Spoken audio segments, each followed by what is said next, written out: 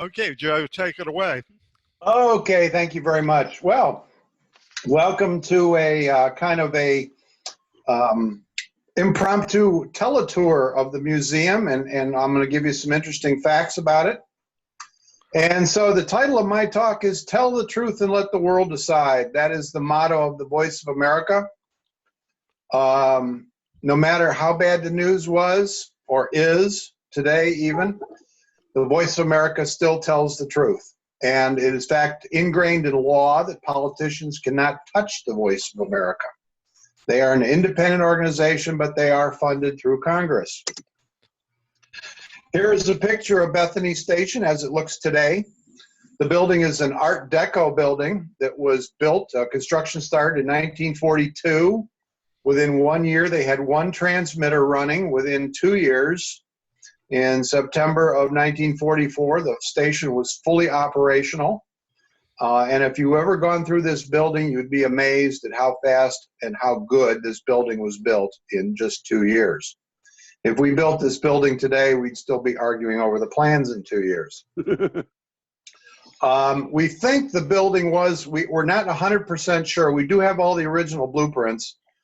We're not 100% sure, but we think the building was already pre-designed, and we think it was originally designed as an airport building for military facilities, because it does have a tower.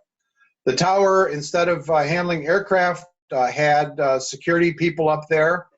They had, during World War II, this was a sealed facility, and it was patrolled 24 hours a day by armed guards.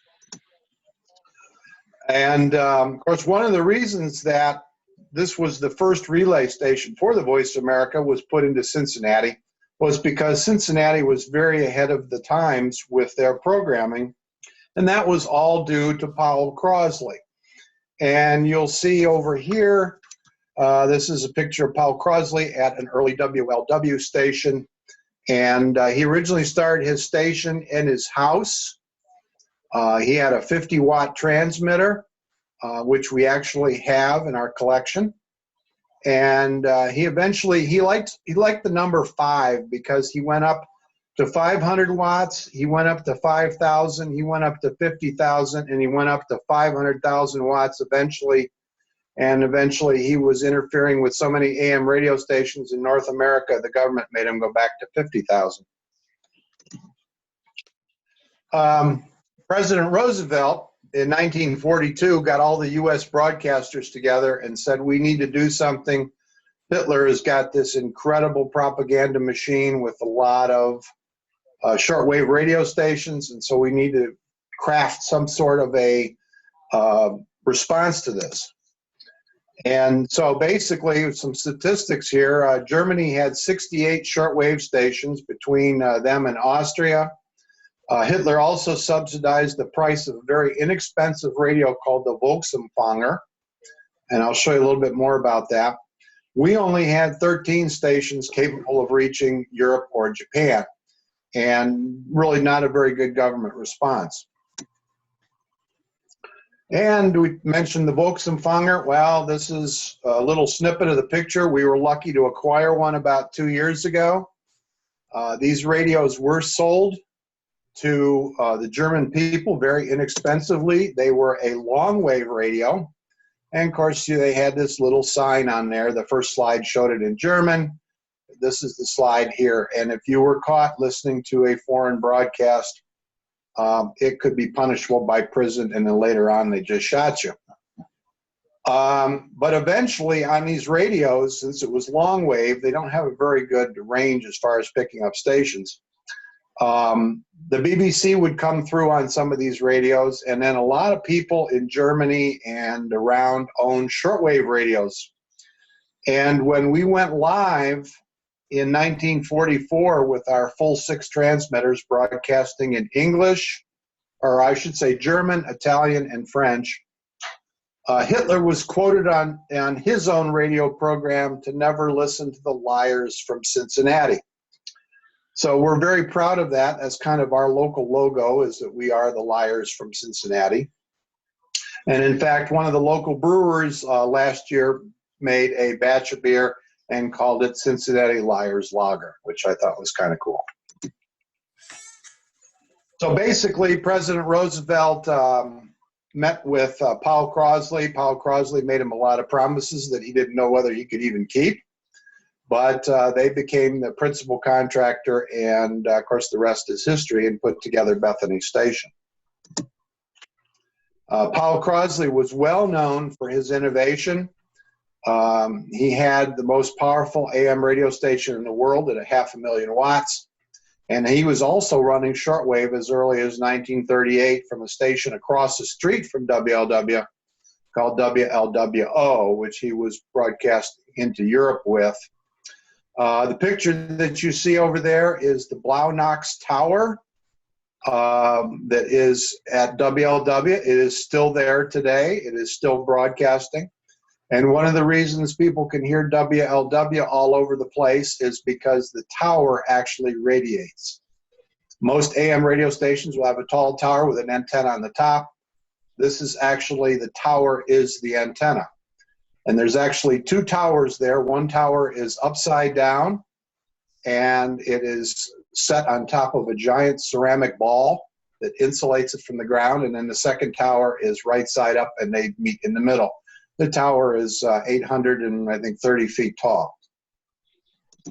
They are right down the street from us. They're about a mile down the street from Bethany. This is a picture showing Bethany with all the towers in the background. You can see the big three towers in the back. Those were the curtain antennas. Those were established in the late 50s, early 60s. They replaced a number of the rhombics. Initially, the station had 24 rhombic antennas that were spread over 1 square mile, and they were aimed at Europe, the Soviet Union, North Africa, and all of South America. We also broadcast into Cuba from Bethany Station as well. The reason the station is called Bethany is, I'm sure a number of you may remember, when telephone exchanges had names. That was the name of the telephone exchange in this area, was Bethany. Wasn't somebody's girlfriend.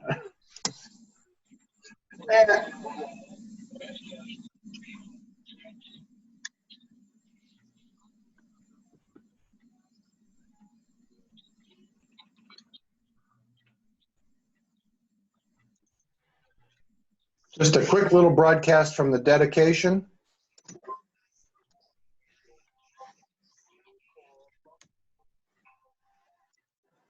Okay, why aren't I going forward? Hold on a second.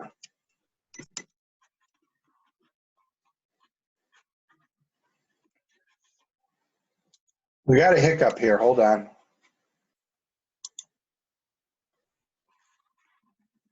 Yeah, we had that several times yesterday when Dave was doing a PowerPoint presentation also. Yeah, that audio clip in there kind of messes me up sometimes for some reason. Let's see, here we go. When you figure it out, let me know, because I want to know what the answer is. Oh, okay. I basically just restarted. Are you seeing the slides okay? Yes. Oh, okay, okay, very good. We'll go on. Okay, from the outset of this, President Roosevelt thought more of a propaganda arm, but people that started the VOA actually thought it more as a news arm rather than a propaganda arm. And so that was where the whole idea of tell the truth and let the world decide.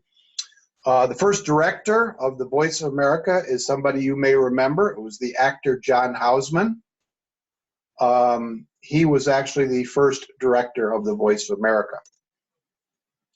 So basically, this is a quote from him that you can briefly read. He had come up with the idea of saying no matter how bad things were, whether or not they were successful with the armies in the parts of Europe and stuff like that, we should always tell the truth. Of course, nowadays, we get visitors to the museum, and this was something that what really surprised me is the museum itself now and Bethany Station is hallowed ground. We get people from all over the world that have come to Bethany here, and it's almost a spiritual journey, because as children they would listen to the Voice of America in Russia or Poland or the former Czechoslovakia, and that was their link to the real world. You know, it was tough for them to learn the truth, and people come here almost as a pilgrimage, so to speak, and so it's pretty interesting. And I'll tell you a real quick story here. A couple years ago, there was a gentleman in Cincinnati. He was from Poland, and he had business in Cincinnati, and he brought his handheld FM VHF radio with him. He was a ham radio operator, and he was talking to one of our guys on our repeater. We have a 2-meter repeater on 145.39. And so we invited him down to the museum, and every Wednesday night we have an open mic night at the shack. We invite new hams and people interested in ham radio to come down to the shack and get on the air and see the place. So we actually opened up the museum for him and let him walk into the control room. And he walked in there, and he actually started to cry. And he said, you know, I learned English from this place. He says, my mother and I and my father would huddle around the radio every night, and we would listen to the Voice of America's special English program, so we learned English. And still to this day, the Voice of America still broadcasts a program. They call it Learning English now instead of Special English, but it's a program that uses a very limited vocabulary of words, no more than 1,500 words. They don't use any slang, any idioms, things like that. And they also speak at 1/2 the normal speed of a normal conversational speech. And the program is on every day, and it's broadcast around the world. So it's pretty neat. And of course, other countries, this is the Czech former flag from Czechoslovakia is now the Czech Republic flag. But basically, people still considered us very hallowed ground. I had a couple. I took in a tour from Vietnam.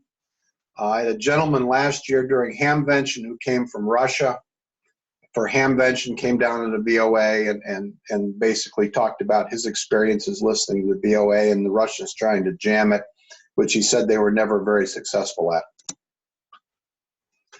One of the things that's on the screen right now is you'll see a little transistor radio, and we affectionately call these the under blanket radios. This radio was built in Latvia, and they were sold in the Soviet Union during the 1960s and 70s. These radios were designed to only pick up Russian radio stations, but there was always somebody in your city or your apartment building or your village that knew a guy for a few rubles would modify your radio so you could pick up the BBC, the Voice of America, or Deutsche Welle, which was the West German radio station at the time, especially if you lived in East Germany. And in order to get a radio in the Soviet Union, you actually had to get a license. So in other words, they recorded who had receivers. And the reason they're called under the blanket radios is people late at night, when they would listen to the Voice of America, the family would huddle around very close, and they'd put a blanket over the radio and their heads so their next door neighbors would not hear what they were doing. Because you never knew who was going to tell on you, especially if you lived in East Germany, where it is estimated that 1 in 7 people worked for the Stasi, or the East German secret police. The VOA today is still a very strong organization. They broadcast to over 300 million people. Nowadays, they use television. They also broadcast over the internet, social media, cellular, and satellite technologies, and still shortwave. Many people in Africa and South America still rely on shortwave radios. In fact, I just put together a little display showing some types of radios that people use in third world countries, including radios that you have to crank to make power so they'll work. I also have a small shortwave radio I picked up that a number of the aid agencies will give out after disasters, or they will pass them out to countries that don't have very good media. They still broadcast in over 40 different languages, and one of the things the VOA is known for is hiring native speakers. They will never hire a student out of college who's got a 4-year degree in a language, because they want native speakers who are used to using the proper pronunciation, the proper idioms, the proper accent, so that it is much more believable to the people that they are broadcasting to. Every couple years, they review their languages. Since the inception of the Voice America has broadcast in over 85 different languages during its time. Currently, right now, they're broadcasting in 40 languages. The museum's broken up into several parts. We have the Voice of America section, which has the control room and some of the last remnants of the facility. We have the Gray Wireless exhibit, which is named after Jack Gray, who was a VOA employee, and he collected a lot of great old wireless equipment, even some early breadboard stuff that were built on radios that were built on literally on breadboards, and also some early radios from the military and other areas. Another section we have is called Media Heritage. They're dedicated to preserving the history of radio television in the Cincinnati area.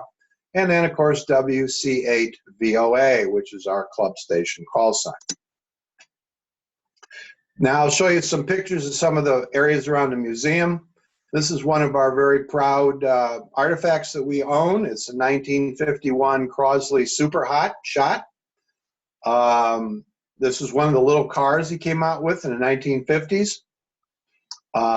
Unfortunately, in the early 1950s, all the automakers were making these big land yachts. You know, you've all seen pictures of the old Cadillacs and the Lincolns, and nobody really wanted a little car. So unfortunately, he was never very successful in the car business.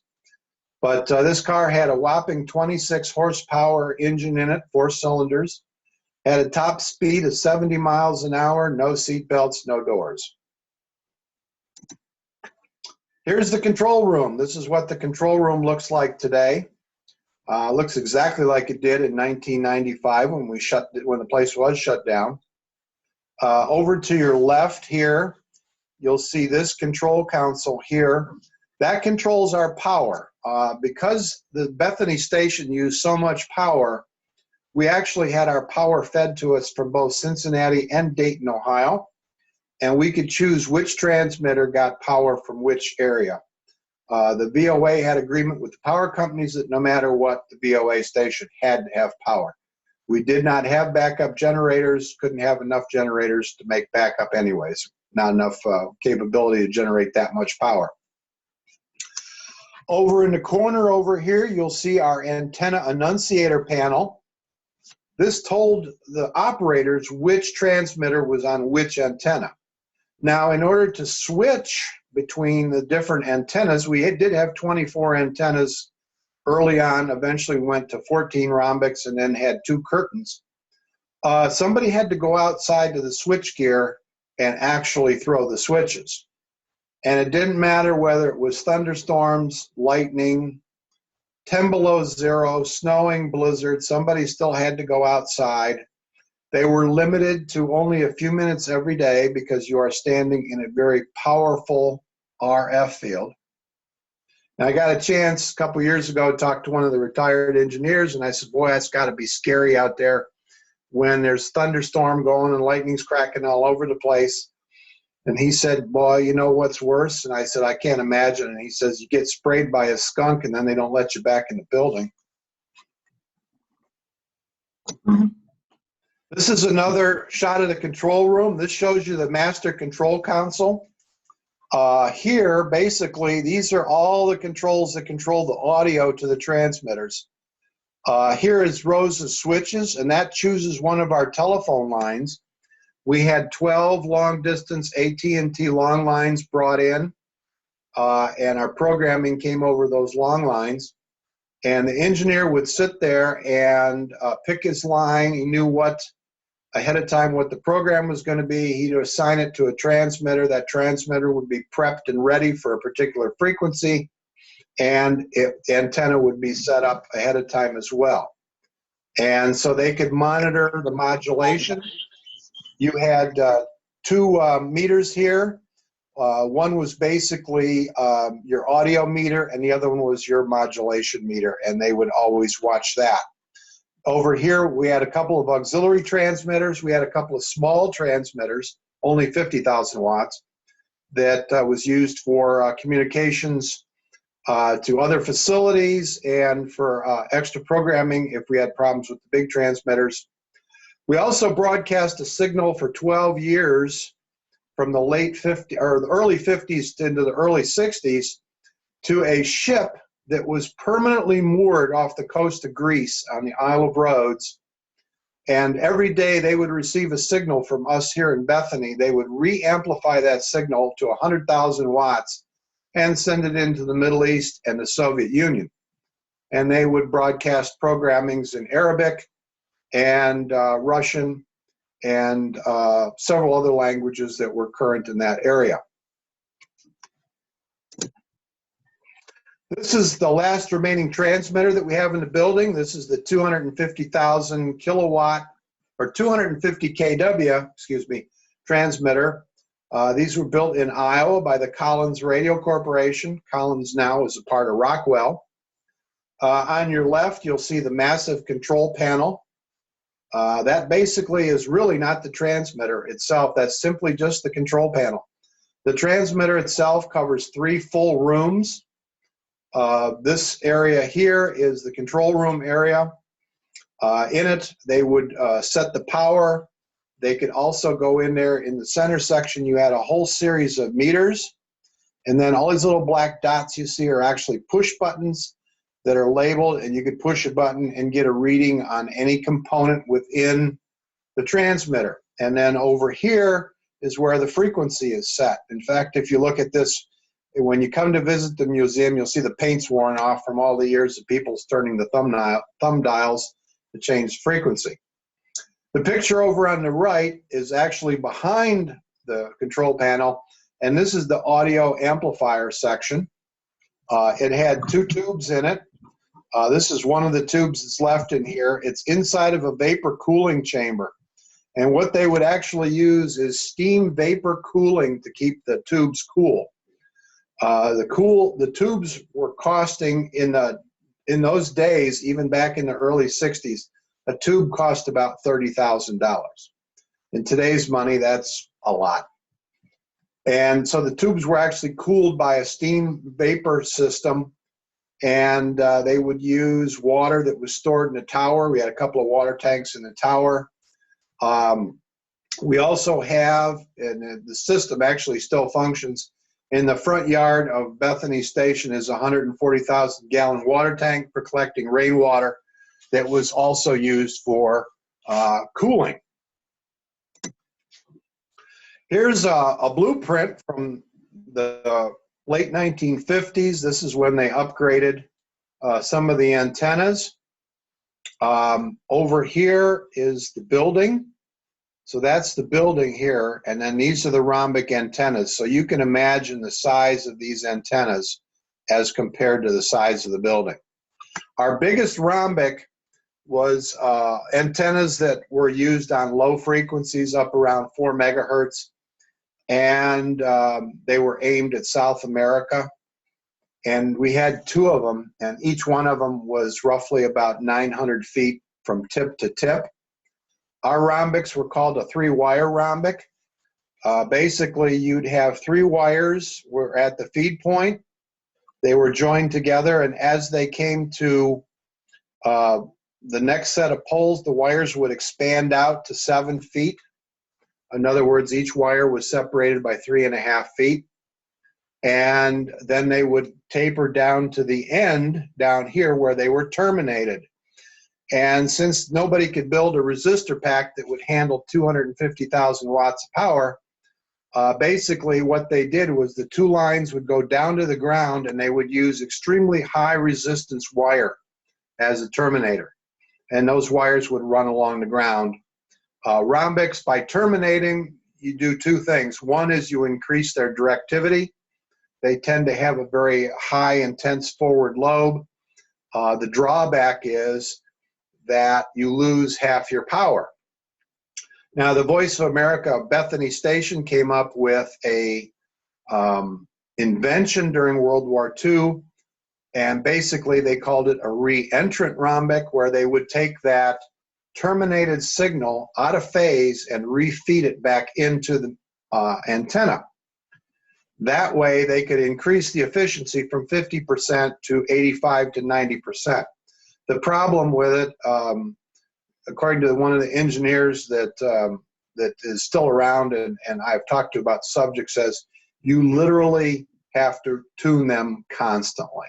He said the temperature drops, you got to retune the transmitter. He said the boss's girlfriend gets mad, you have to retune the transmitter. So he said they are really fussy antennas, but they were actually top secret for quite a while because they did not want the Germans to understand the new technology. We have a little diorama in the back that shows what a rhombic antenna and what the curtain antennas look like. This is a work in progress. We're still trying to get this all finished.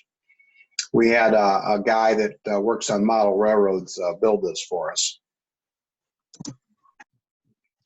This is getting into the Jack Gray section of the museum.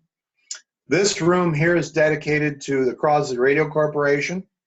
We have a number of things that Crosley did. Not only did he make radios and televisions, but he also made appliances. He had a very big impact during the war effort. If you look over here, this is a proximity fuse for an anti-aircraft shell. They had a top secret factory here in Cincinnati during World War II. Crosley Radio made thousands of these. He did not invent the proximity fuse, but in the past, during World War I, if you wanted to shoot down an aircraft from the ground or from a ship, you had a 2% chance of hitting it because, you know, you're on a ship, the ship's moving up and down, aircraft's flying, really hard to hit it. With the proximity fuse was a very simple battery-powered one-tube radio that if it would sense a signal coming back that it would send out, it would cause the shell to detonate. It would increase your chances to anywhere between 20 to 30% to hit an aircraft. This is another view showing all kinds of things that Crosley invented or worked on. One of the things he experimented with actually very early, a lot of people think the fax machine was invented in the 1970s, when in actuality fax has been around much longer than that, and Powel Crosley actually had a fax service in the 1930s. He had a device called the Redo, which was a early fax box that you'd buy, and the way you paid for the subscription was you had to buy the special paper, special early version of thermal paper from the Crosley Corporation. That paid for your subscription service. And you'd leave your radio on at night, and after midnight, WLW would send out the fax tones. And in the morning, when you woke up, you'd have about a 4-foot-long, skinny piece of paper printed with the day's news and some basic graphics on it, weather map, some simple drawings of people, and that was a very early version of facsimile. It didn't last too long because it was very expensive, and of course it came out during the middle of the Depression and people didn't have the money to afford it.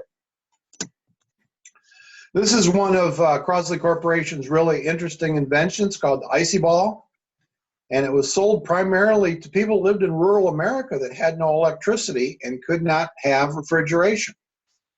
This works on the principle that some of you may be familiar with an RV. Your RV has a refrigerator that'll use maybe propane or some other gas. The black ball to the right was filled with ammonia and water, and underneath it you had a kerosene heater. and you'd heat the black ball up. Maybe on a winter's day, you'd only have to heat it up once a day. On a summer's day, you may have to heat it up 2-3 times.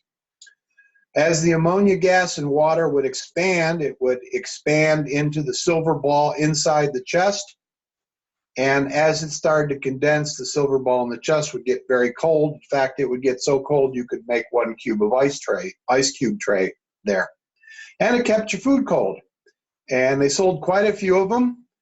They weren't cheap. I think they sold for about $70 back then, which was a lot of money in the 30s and 40s. But it allowed people in rural America to have refrigeration and keep things like dairy products and meats fresh, rather than having to go to a market every day. One of the things that a lot of amateur radio operators love to come and see, one of the first things, a lot of them, we've had ham radio operators come almost every weekend, and the first thing they want to see is, where's the Robert Drake collection? For those of you that are familiar with Drake Radio, they used to be built in Miamisburg, Ohio, not far from Cincinnati, up near Dayton. And Robert Drake made, and of course he invented a lot of different kinds of amateur radio equipment. And every time a new radio would come off the assembly line, he would grab one for his office. And so all the radios that you see in those 3 cabinets there are all brand new. They have never been turned on. And we inherited the collection once Drake got out of the amateur radio business. And after Robert Drake passed away, we inherited his collection. And we have it on display. In fact, we've upgraded the display cases since this picture was taken. We have a lot better labels on them now. But we got the famous Drake twins, the R4 and the TR4. And we got one of his early transceivers. I think we have a T6 and a T7. So it's a great collection to see. Drake is still in business. They make video equipment now, but no longer make any amateur radio equipment. He also made high-end shortwave equipment for the government. That's one of his radios down here. And then one of the last radios he ever produced was this one right here. This is the R8 shortwave receiver. This is one of the last radios that Drake ever produced. These things are selling today for more than what they originally sold for, so they're a real collector's item today. Our media heritage section kind of focuses on local media. We have a lot of radio and television equipment on that side of the museum. This is an old camera, or an older standard definition camera. We actually have an early RCA color camera from the 1950s. The thing, I think, weighs over 500 pounds. This is standard definition. One of the local TV stations gave this to us after they converted to HD. Picture over on the left, that's from a famous puppeteer that was in Cincinnati. We have all his puppets on loan from his family. This is an exhibit showing a 1950s AM radio station. This is what a typical DJ's console would look like in the 1950s. It was set up to control 3 turntables and a microphone, and you could plug in some additional audio equipment, but that's what a 50s DJ would be doing, spinning the records. The radio stations at that time would get a very large album. They made special albums for for radio stations. They were actually about 50% bigger than a standard LP that we would buy in the store. And we have literally hundreds of them stored in the museum. This is the switchgear. This still exists today. This is one of the few features from the antenna system that's still there. Unfortunately, none of the antennas still exist. They were all torn down in 1997. The government's legal end was a little afraid that people would try to climb them or they would fall down, so they were all torn down. Fortunately, they left the switchgear. The switchgear is composed of 6 rows of 24 switches. This allows any transmitter to change to any antenna on the field. The 2 steel towers that you see in the front of the switchgear, those are some of our WC8 VOA towers. Here's a close-up of one of the switches. The long green pipes, which are copper, that's the main bus that runs through the switchgear. That carries the transmission signal from one particular transmitter. There's 6 of those buses that run through the switchgear. And the brown insulators hold them up off the wooden structure. Then when somebody wants to switch to a particular antenna, you see the 2 white ceramic rods. Those run down to a wooden pole. And simply by pushing up on the wooden pole, that opens up the bus and connects the 2 leads of the antenna to the rhombic or the curtain antennas. And that sends the 250,000 watt signal. So every antennas were fed with open line. The antennas were expecting a load of 300 ohms. The transmitters produced a 75 ohm signal, so there was a conversion system to convert from 300 ohms, or to convert from 75 ohms to 300 ohms inside the transmitter facility. This is our S.T.E.M lab. The guy in the picture, it's Joe Gruber. He used to work for Intel and was very instructive in getting us a grant from Intel. In fact, Joe, when he worked for Intel, he was an early employee, and his email address for Intel was joe@intel. So he was a very early employee for Intel Corporation. And that's part of our S.T.E.M lab. Then we get to the Ham Shack, Westchester Amateur Radio Association. We have our shack. We have members there on the weekends, and on Wednesdays we have open house. And then a lot of our members can come and go as they please. They have access to the building through our building security system. This is a picture on one of our field days where we were out doing contesting, field day contest out in the front lawn of the museum. We usually set up 2 or 3 stations. We have a couple of big portable generators that we borrow from Westchester Township, and we actually run a pretty good station there. Have a lot of fun doing it. This is a picture of one of our operating stations.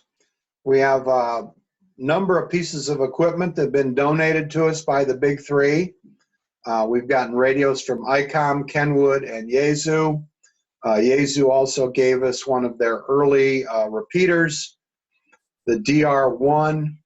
We got one to do a beta test for us, and then after the beta test was over, they actually upgraded our repeater for us for free to the latest model at that time, the DR1X. This is our 7300. It's connected to an Ameritron 1200 watt amplifier. And then we can hook on any of our antennas. We have a patch panel that we can hook into any of our antennas. The antennas we have is we have 2 tri-banders. We have a Cushcraft R7 vertical. We have a 2 meter and a 6 meter beam. We have a fan dipole. We have a 40 meter dipole, 80 meter dipole, and a 160 meter end fed. And so with any of those antennas, we can, contact just about any place we need to get to on HF. This is a picture of looking at our shack. We have 4 main operating positions. We also have 4 auxiliary positions that are out of the camera range where we can put any kind of radio we want. We have a number of older radios that we drag out from time to time. One of the things that Yaesu donated to us is they found an FT101 laying in a warehouse somewhere that had never been used. And so they donated it to us, and we drag it out from time to time and put it on the air. Still works really good, and it's virtually brand new. ICOM donated to us. We have our ICOM 9100 here. We've kind of, since this picture was taken, we've moved things around a little bit. This is our station number 1. Most people tend to gravitate here. Get on the air with that. Over here we have a Kenwood and a Henry amplifier, which is capable of producing more power than we're allowed to use. Our 3rd station is strictly digital. So we can do FT8, we can run FL Digi and do PSK31, Olivia, RIDI, whatever else we want to. And then this is where we have our 7300 with the 1200 watt. We've since moved this radio over here because there's more room for people to sit, because everybody likes to use the 7300 nowadays. It's one of our better radios. We also have over here is our APRS system that we have. That's with the computer, and then we have a Kenwood radio that Kenwood donated to us for APRS. Here's some more pictures from field day. We usually put up anywhere between 3 to 4 collapsible masts. They're 50-foot masts.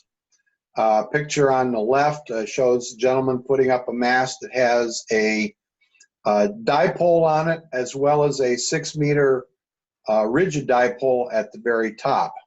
Center, obviously somebody sent in some good old Morse code. And then the antenna over on the right side of the screen, the vertical, that's actually a 160-meter vertical.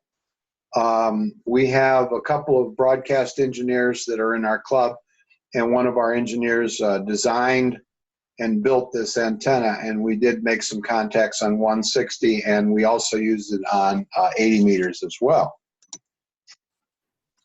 There's a picture from Scouting Jamboree on the Air. One of the local scout leaders, he's also a ham. So here he's on getting things set up and getting ready for the young man to use it.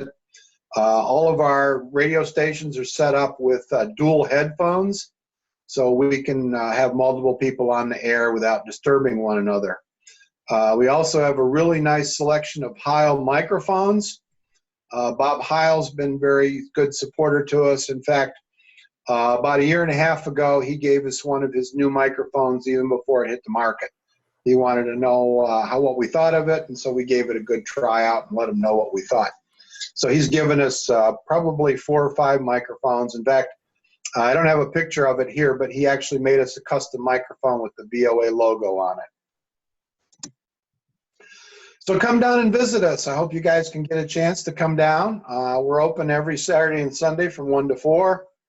We also do special group tours on request. Basically our finances, we are 99% all volunteer. We are a 501c3 tax-exempt organization under the IRS, and we do not receive any money whatsoever from the Voice of America or the federal government. We get some money from the township of Westchester, and everything else is grants and fundraisers. So the federal government doesn't give us a dime. The only thing they let us do is use the VOA logo. So that's the information there. There's the museum. Give us a chance to check it out. And if anybody's got any questions, I'll be happy to answer them for you. Anybody have any questions? I do. If nobody else has, I'll go. Let me see here. So the club is located at the VOA station facility. Is that true? Yes, we are. We're headquartered there. We have about 80 members. Everything is there. The only thing that's not there is our repeater. Our repeater is over on a cell phone tower in Fairfield, Ohio. But all of our other facilities, we have a 440 repeater, which is there at the museum, along with our APRS system and our club station. And in exchange for helping maintain the building and working on projects, the museum gives us free use of the shack. We get free electricity, free internet. We're allowed free run of the museum. And so it's a really nice working relationship. The board, and of course I'm on the board of directors at the museum, and so they're always very appreciative because we do a lot of work. We have a lot of very talented people in the club. One of our gentlemen, he's a retired master plumber and master HVAC technician. He can also do electrical, so he's done a ton of work there. In fact, him and I worked all day yesterday. We're still him and I are still keeping hours down there. He went to museum clothes. We've been working on doing some plumbing projects, and then we're also in the process of designing and building a satellite station. We recently had a couple of satellite antennas donated to us, along with a Yaesu alt-azimuth rotor. And so we're in the process of putting a station together, and we're going to put it mounted out on, we have a building in the back property called the dummy load building. I always tell visitors that's where we keep the stupid people. But we had at one time, they had a dummy load in there that could absorb the full 250,000 watts of the transmitter. It was basically this large box with a salt solution in it that they could dump 250,000 watts of power, and then they had a cooling tower next to it that would keep the salt solution cold. And so they could tune the transmitter and break in new tubes and that sort of thing. So the building's empty now because after the station shut down, another VOA station inherited our dummy load. So that we're going to use the dummy load building as our setup for our satellite station, and we'll operate it remotely from the shack. I have a question. Cool. Sure, go ahead. Do you guys have a schedule for operating, like when you get on HF and FT8 and things like that? Well, normally we're on the air every Wednesday night, usually from about 7 till about 10. And then on weekends, and it all depends who comes in. I do a lot of digital. A couple other guys do digital. You know, some of the guys that are dyed-in-the-wool CW guys don't think FT8's ham radio. But Been there, done that. Yeah, we get on the air with voice on weekends. We also come in periodically. One of the other things that I didn't mention that the building does is if a lot of you received QSL cards from abroad, well, guess what? They come through the VOA building. The 8th QSL district is actually located in that building. It's up on the 2nd floor, and they handle in upwards of 100,000 cards a year come through that facility. Cool. I have a question. Sure. The antenna switching thing that you were showing, Yes. was that manually operated at one time? I mean, obviously it doesn't work now, but was that manual? You had to go out and switch it by hand? Yes, it was all manual. There was an Wow. indicator. There's an indicator on the handle. When you push up the wooden handle, that activates a relay, and that will turn a light on at the control console.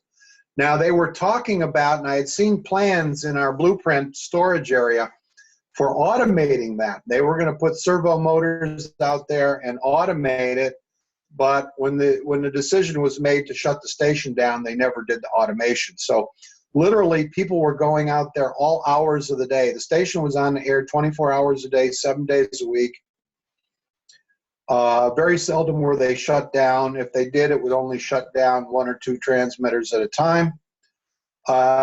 So somebody had to go out the back door, and it's about, so that would basically, you went out there and flipped the switches, and you had to be quick about it because there were some rules and regulations about how much time you could spend inside that massive RF field. Because in theory, you could have all 6 transmitters running at one time.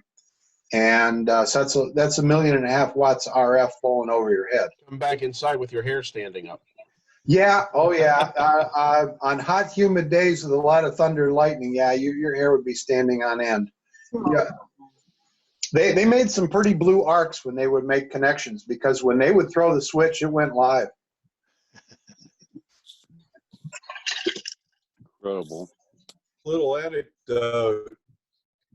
We have a WKBN 570 up here. When I was in college, a buddy of mine worked there, and they had a young kid that was working in the summers with them, and he had to go out and take antenna readings at the various houses at the bases of the antennas. And they had elevated paths that would go, and they kept the grass off of them, and they would drain. and you had to walk out to the towers and back. And so, and of course, the kid decided he didn't think that that was a good idea. When I'm out here at this house, there's one right there. Why do I have to walk all the way back? Well, he went out in a rainstorm one night, and then he never showed back up inside the station. He had intercoms, and he's wearing tennis shoes. They told him not to do that. Walk the paths. That's the safe way of doing that. I don't know why they didn't link the paths this way out at the antennas, but they did. They turned the thing. They got to the third house, and they heard moaning in there. So they went out to the house, and he had gotten out. He'd gotten so soaking wet walking through the grass. He reached up for one of the switches to put the antenna ammeter in, and drew an arc through his elbow, came out the back of his elbow, down into his hip, and down through his leg into the floor. He had an RF burn that took like 8 months to heal. Wow, that's incredible. Yeah. As far as I know, nobody got into some serious problems there. One of the hazards that we run into here is in remodeling the building, we find power lines all over the place. And I got a nice little shock from we're going to run a propane line for our backup generator. And we came across some wires underground. And one guy checked over at the panel and said, well, these are labeled for these wires that go back to a back gate. He said, they're shut off. So I reached down into the hole to move the wires out of the way, and I got a nice zap. I guess what? They're not shut off. So needless to say, we had to hunt and discover, and they were mislabeled on a panel. We redid the ceiling a couple years ago in the main control room, and we discovered a junction box with 5 live lines in it that went back to some panel that took us half a day to trace out. So needless to say, when they mothballed the station, they weren't very careful about disconnecting things. Jeez. How long was it empty before you guys were able to take it? Like, how long has your club been in there and stuff? We've been in there probably about the last 10 years. It's been really the last 5 years where we've had been opened on regular hours. After the building was closed, it was donated to this township of Westchester, and Westchester used it for some auxiliary offices for a while. And then a group of people got together to form the museum, and they got some initial funds from the state and from some other agencies to restore parts of the building. And it's really been in the last 5 years that the museum has really been suitable to bring visitors in. I mean, we're still not ADA compliant yet, but you know, we had to make things safe. We had to put in some new equipment for lighting. We had to put in new air conditioning and heating in parts of the museum, because during the winter time, to heat the building, they just use the heat from the transmitters. They actually have a steam boiler in the basement that they've never ever used. They just use the raw heat from the transmitters. During the summertime, during the 1940s, the building inside the bays where the transmitters were, it was not uncommon for them to hit 110, 115 degrees. The current control room that's there is all enclosed in glass, and that was the only area that was air conditioned. And they could do some remote adjustments from the control room for the transmitters, but occasionally the engineers had to go out and then into the bays where the transmitters were to make some adjustments. Does your club meet there too? Is that you guys are where you have your meetings and stuff? Yeah, we have a monthly program meeting that we do every month. It's on the first Thursday of every month. We usually have some sort of a technical lecture. I've done several. I did one when FT8 first came out. I did a lecture on DMR. We've had a couple of broadcast engineers come in and talk to us. There's a company down in Cincinnati called Gates Air, which is basically the former Harris Radio. we have one of their main designers is in our club, and he always keeps us abreast of the new technology. He showed us about a new power transistor that will generate 1,500 watts by itself and will not short out, even if you put a dead short across it. And so that's what they use in AM and FM radio stations nowadays, is they make what are called a blade. Each blade makes 1,500 watts of RF. And if you want a 15,000 watt radio station, you hook 10 of them together and a 19-inch rack, and there you go. Miracle of technology. Yeah. But yeah, we do all of our work at the museum. I have a little office down there myself. So it's really a good relationship. That they rely very heavily on us to do all kinds of things. I do photography for them, for exhibits and for PR, and I take out the garbage, and you name it, we all do it. So it's what needs to be done. You know, the executive director gives us a honey-do list, and we chip away at it.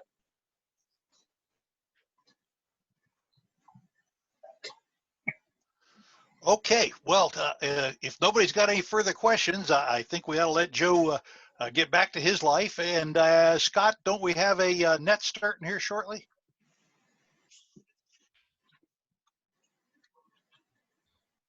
Oh, I'm guessing Scott isn't hearing me. Your His mic's mic- not on, Scott. Sorry about that. I was just transmitting on the radio to let everybody know that we're starting the net there shortly. Oh, okay. So, thank you, Joe, so very much. We good. appreciate it. It's quite interesting, and hopefully we can get down there and see that Fascinating. soon. Yeah, well, you know, once we get open, and if you guys want to, you can come down on the weekend, or if you get enough people together, we like to have, if you want to do a special tour, we like to have a minimum of 15 people. Come down, you know, grab a van, carpool, whatever.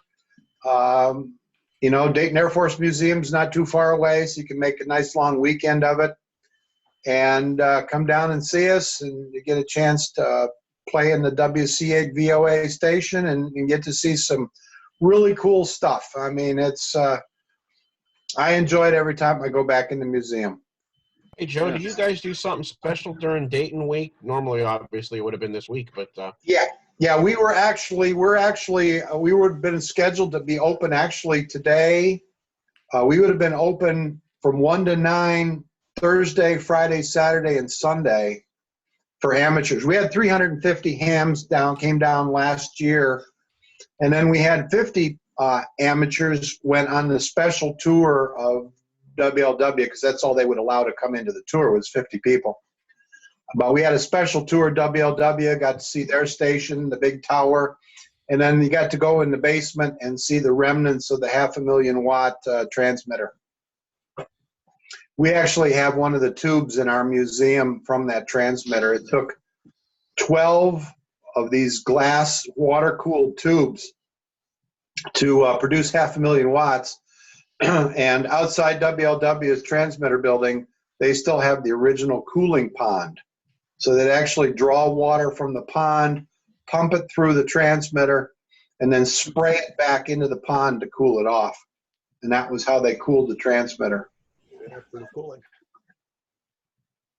Very cool. Well, thank you for having me. I enjoyed it. We And, did too, Joe. you know, Thanks, Joe. thank you. Good show.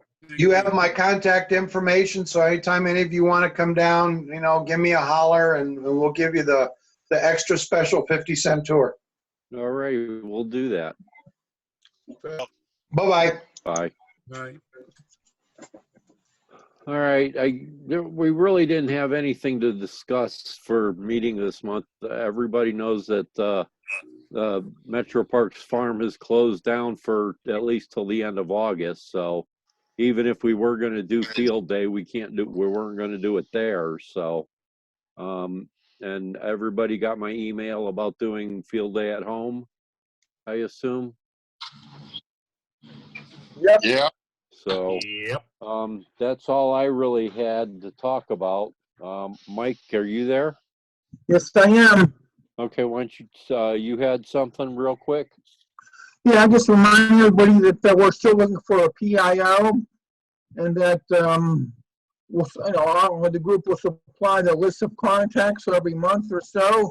Just write out a quick little press release and send it out, and basically that's about it. So if anybody is interested, reply to the club email, and I'll get it and contact you. So give this some thought.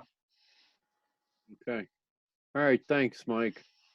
Dave, I got a list of everybody that was on here tonight for you. I'll get it to you later Excellent. tonight or tomorrow. Yep. And if you guys want to meet me on the air, we'll meet you on the air. See you there in a few minutes. All right. See you, We'll see you on the there. radio, like Yeah. they said. Yeah. See you on the radio. See you on the radio. Or in the funny papers. Somewhere. Yeah. All right. Bye, everybody.